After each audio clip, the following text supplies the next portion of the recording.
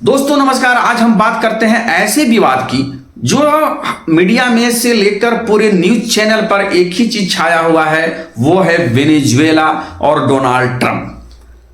चलिए हम बात करते हैं सबसे पहले वेनेजुएला की। वेनेजुएला क्या है? तो देखिए, वेनेजुएला जो है एक दक्षिण अमेरिका का छोटा सा देश है। एक समय में वेनेजुएला जो है बहुत रिचेस्ट कंट्री हुआ करता था, लेकिन आज उसकी स्थिति जो है बहुत खराब है। वो जो है वेनेजुएला एक तेल उत्पादक देश है और वर्ल्ड का टॉप 10 का नंबर 1 तेल उत्पादक देश है। आज भी वेनेजुएला के पास 3.3 बिलियन बैरल जो है रिजर्व में रखे हुए हैं। आज जो वेनेजुएला जो है आज की स्थिति ऐसा हो गया है कि लोग वहां से पलायन करने को मजबूर हो गए हैं।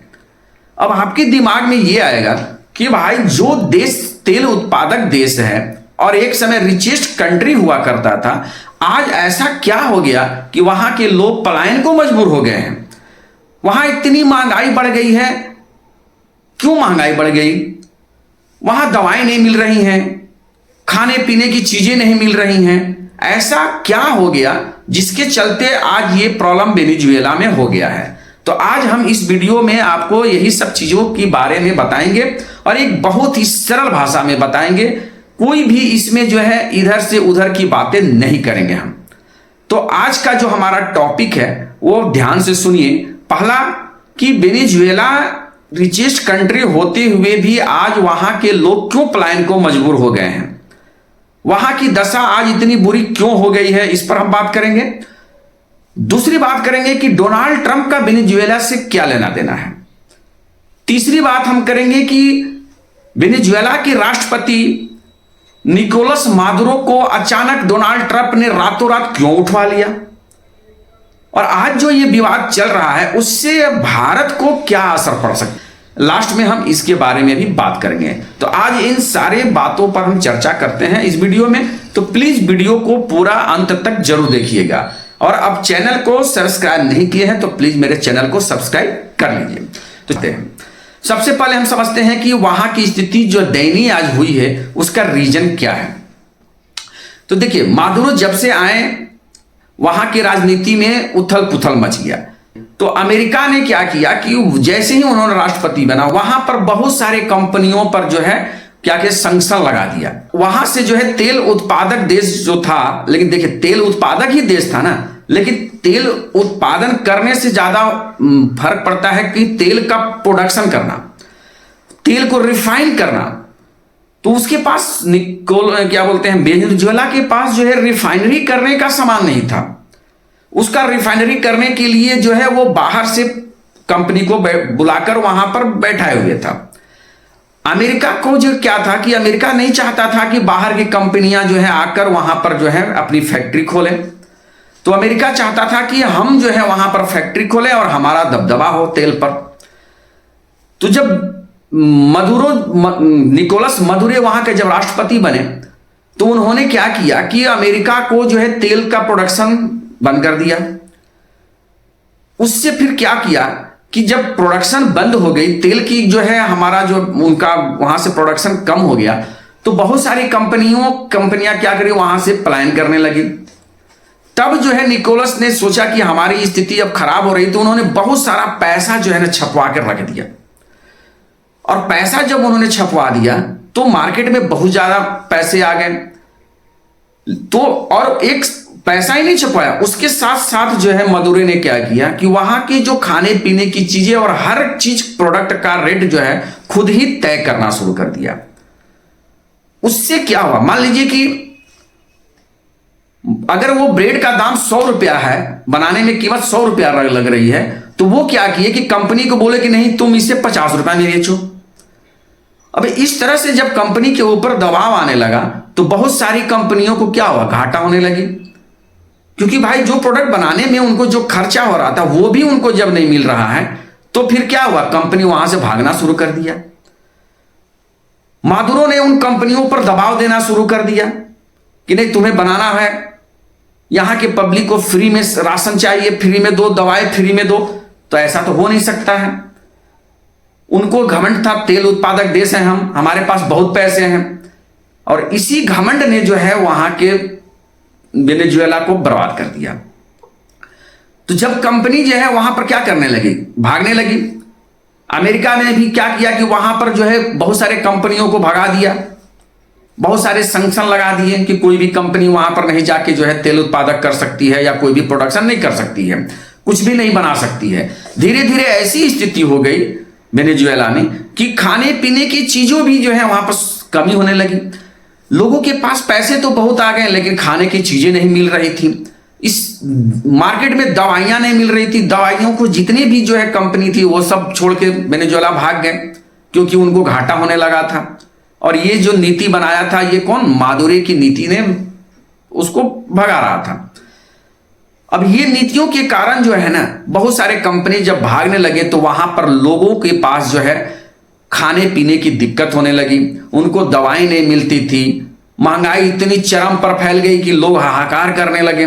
तो लास्ट में क्या हुआ, लोग वहां से पलायन करना शुरू कर दिए, भागना शुरू कर दिए। और वो भाग कर कहां गए, ब्राजील में, कोई पेरू गया, कोई कोलंबिया में जाकर चला गया, और कुछ लोग जो बचे वो अमेरिका चले गए। अब ऐसी सिचुएशन को अमेरिका जो है बहुत तेज नजर से देख रहा था।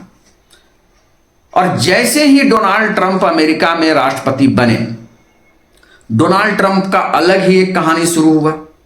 आपको भी पता है कि डोनाल्ड ट्रंप जब से राष्ट्रपति अमेरिका के बने हैं उन्होंने अमेरिका को की राजनीति में उथल पुथल मचा दिया है। किसी देश पर इतना टैरिफ लगा दो, उस देश पर इतना टैरिफ लगा दो। एक्चुअली उनका जो मानना है ना कि जो देश हमारा बात को नहीं मानता है उसको वो जबरदस्ती मनवाना चाहते हैं या उसके ऊपर वो दबाव देना चाहते हैं और दबाव देकर जो है उसको मनवाना चाहते हैं। यही पॉलिसी जो है ट्रंप की सबसे खतरनाक है। उन्होंने जो है वेनेजुएला के राष्ट्रपति पर दबाव दिया। अब देखिए, एक्चुअली जो है वेनेजुएला के जो राष्ट्रपति थे निकोलस मादुरो, आपने सुना होगा कि उनको रातों रात हमें डोनाल्ड ट्रंप ने उठवा दिया। जब रातों रात उनको उठा के ले गया और ये मादुरो जो है अपने घर में जो है सो रहे थे और वैसे सोते हुए स्थिति में इनको और इनकी वाइफ को डोनाल्ड ट्रंप ने उठवा लिया, ये बड़ी आश्चर्यजनक चीज है। और आप सोच सकते हैं कि भाई वेनेजुएला के जो वहां पर सेनाएं थी, वहां की जो पॉलिटिक्स थी, वहां के जो कमांडो थे, वो क्या कर रहे थे उस समय जब इसको उठा के ले जाया गया। तो वहां पर क्या किया डोनाल्ड ट्रंप ने, क्या किए कि वहां के सारे लोगों को अपने में उन्होंने मिला लिया, वहां के सेनाओं को, वहां के राजनीतिक पार्टियों को, और रातों रात जो है वहां पर जो है अटैक करके बड़े बड़े जहाजों से अटैक करवाया गया, वहां के रडार के सिस्टम को खत्म कर दिया गया अचानक, और रातों रात जो है उस क्या बोलते मादुरो को उठा के लेके चला गया। क्या कि ये जो है ड्रग सप्लाई करते थे अमेरिका में, ये उसका रीजन था, जबकि ऐसा नहीं है। एक्चुअली रीजन जो है वो एक ये माना जा रहा है कि डोनाल्ड ट्रंप की नजर वेनेजुएला के तेल पर थी। आज देखिए डोनाल्ड ट्रंप जो यानी अमेरिका जो है ना, महंगाई से वहां भी बहुत स्थिति खराब है, वो बहुत ज्यादा कर्जे में है आज। अब उससे उभरने के लिए उसके पास कुछ दिख नहीं रहा था, तो उसने सबसे उसकी नजर कहां जाएगी, वो अगल बगल देखा कि भाई हमारे लिए जो है बेनिफिट कहां से हो सकता है, तो उसकी दिमाग, उसकी जो नजर थी वो वेनेजुएला पर जाती है कि हमारे बगल में इतना बड़ा तेल उत्पादक देश है, चलो इसी को हम कैप्चर कर लेते हैं। और उसने जो है ऐसा किया, लेकिन वो एक्सेप्ट नहीं कर रहा है, वो ड्रग्स का मामला बताकर जो है ये मामले को सलटा रहा है, जबकि ऐसा है नहीं। सच्चाई यही है, डोनाल्ड ट्रंप ने वहां पर अपना दबदबा यानी वेनेजुएला के तेल के ऊपर जो है वो अपना दबदबा बनाना चाहते हैं। वो चाहते हैं कि हमारे हिसाब से वहां की सरकार चले ताकि उनको तेल सस्ते में मिलता रहे। ये एक रीजन था मादुरो को रातों रात उठाने का। समझ में आ गया? डोनाल्ड ट्रंप की जो नीति है वो बहुत ही खराब है। वो डोनाल्ड ट्रंप क्या चाहते हैं कि दुनिया का पूरे देश हमारी बात को सुने। अभी क्या है कि वेनेजुएला से जो है रसिया चाइना का तेल का प्रोडक्शन होता था, तेल लेते थे। अभी वो चाहता था कि अमेरिका क्या चाहता है कि इनको जो है वहां से तेल लेना बंद करवाएं, क्योंकि वो रसिया और चाइना से जलता है और वो नहीं चाहता है कि जो है क्या बोलते हैं, वेनेजुएला में जो है चाइना और रसिया का दबदबा बढ़े। तो उसने ये चीजें जो है किया।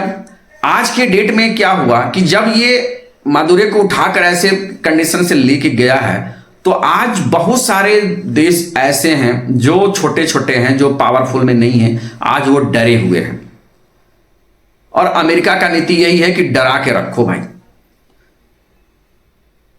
इससे सबसे ज्यादा असर जो है ना तेल उत्पादक देशों पर पड़ा ही है, साथ साथ इसका असर अमेरिका अब इंडिया पर भी पड़ा है। अब देखिए इंडिया का क्या है, इंडिया पर भी ट्रंप दबाव बार बार देता है। अभी जो है भारत जो है तेल कहां से ले रहा है, रूस से, रसिया से।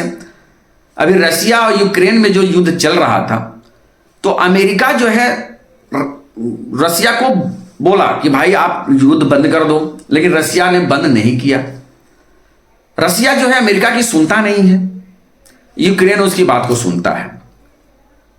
अब हुआ क्या कि इस बीच में रसिया ने क्या किया कि तेल का जो प्रोडक्शन चल रहा था वो इतना सस्ता कर दिया, और उसने जो है इंडिया को एक ऑफर दिया कि हम आपको दुनिया के जो भी देश आपको तेल देते हैं उनसे सबसे सस्ता तेल हम आपको देंगे। तो इंडिया क्या करने लगा, रसिया से तेल लेने लगा। ये चीज जो है अमेरिका के डोनाल्ड ट्रंप को बर्दाश्त नहीं हुआ, ये चीजें बर्दाश्त नहीं हुई और उन्होंने मना भी किया है। इसके अगेंस्ट में जो है डोनाल्ड ट्रंप ने इंडिया पर भी 50% टैरिफ लगा दिया और वो दबाव देते आ रहे हैं कि आप रसिया से तेल मत लो। अभी तो सुनने में यह भी आ रहा है कि डोनाल्ड ट्रंप जो है 500% टैरिफ इंडिया पर लगाने वाले हैं। इसका भी जो है अभी चल रहा है, अभी ये संसद उनका जो है वो कैबिनेट में पास नहीं हुआ है, लेकिन आने वाले समय में 500% टैरिफ इंडिया पर लगाने वाले हैं। अगर मान लीजिए कि अगर वो इंडिया पर 500% टैरिफ लगा देते हैं तो इसका असर क्या होगा भाई, इसका असर इंडिया पर भी होगा।